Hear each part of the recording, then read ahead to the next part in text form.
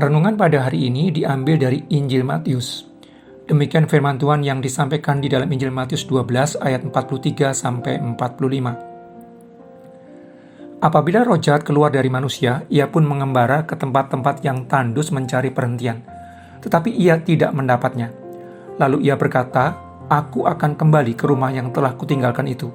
Maka pergilah ia dan mendapati rumah itu kosong, bersih tersapu dan rapi teratur.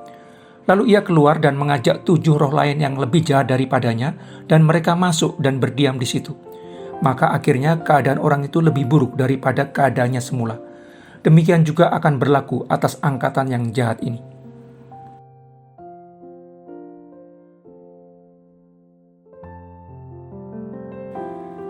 Salah satu karakteristik orang yang dirasuki roh jahat adalah hilangnya kendali atas dirinya. Roh jahat merasuki orang untuk mengendalikan yang bersangkutan melakukan berbagai hal yang dikehendaki setan. Dan yang dikehendaki roh jahat adalah menentang Tuhan. Ketika kemudian Yesus Kristus yang diberikan segala kuasa di bumi dan di surga mengusir setan dari orang yang dirasukinya, orang itu dilepaskan dari kuasa yang membuatnya menentang Tuhan.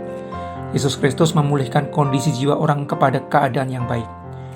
Kuasa maha besar yang dimiliki Yesus Kristus menunjukkan bahwa Dia memang Allah, karena hanya Allah saja yang memiliki segala kuasa di bumi dan di surga. Hanya Allah saja yang mengendalikan segala sesuatu di alam semesta.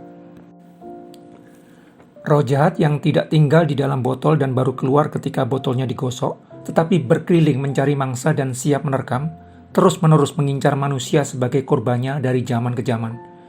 Ketika berkeliling mencari tempat tinggal dan tidak mendapatinya, roh jahat akan kembali ke rumah yang telah ditinggalkannya itu.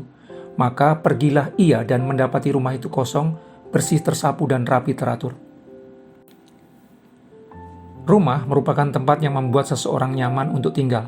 Kembali ke rumah yang ditinggalkan roh jahat menunjukkan bahwa orang yang dulunya dirasuki dan dikendalikan roh jahat merupakan seseorang yang membuat roh jahat ingin kembali.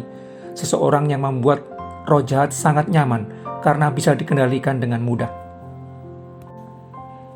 Rumah yang menjadi tujuan roh jahat pulang didapatinya kosong tetapi bersih, tersapu, dan rapi teratur. Rumah itu tidak berantakan dan kotor tetapi bersih dan rapi teratur.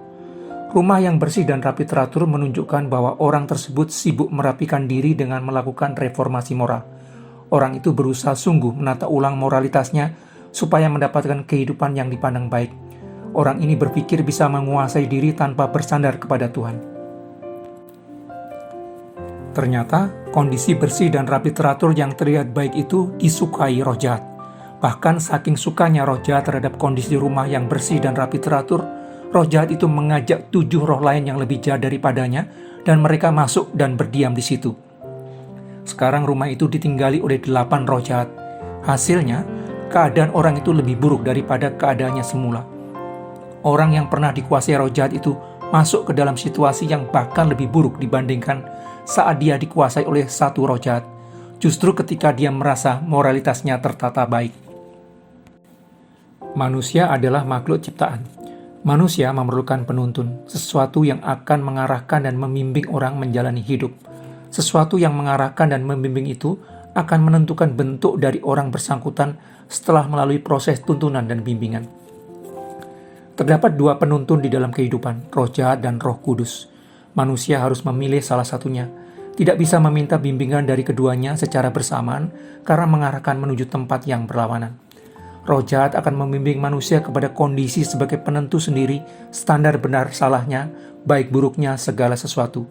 Manusia akan dibimbing untuk menetapkan sendiri apa yang benar bagi dirinya sendiri. Manusia akan dibimbing untuk menetapkan sendiri apa yang baik bagi dirinya sendiri. Manusia akan dibimbing untuk menjadi penguasa atas dirinya sendiri. Manusia akan diarahkan untuk melakukan penolakan, menundukkan diri kepada Sang Pencipta kehidupan. Ketika orang menetapkan sendiri jalan hidupnya dan menetapkan sendiri standar benar salahnya, baik tidaknya segala sesuatu yang dianggap sebagai jalan moralitas, orang telah menolak menundukkan diri kepada Sang Pencipta kehidupan. Itu juga berarti telah memilih dikendalikan roh jahat.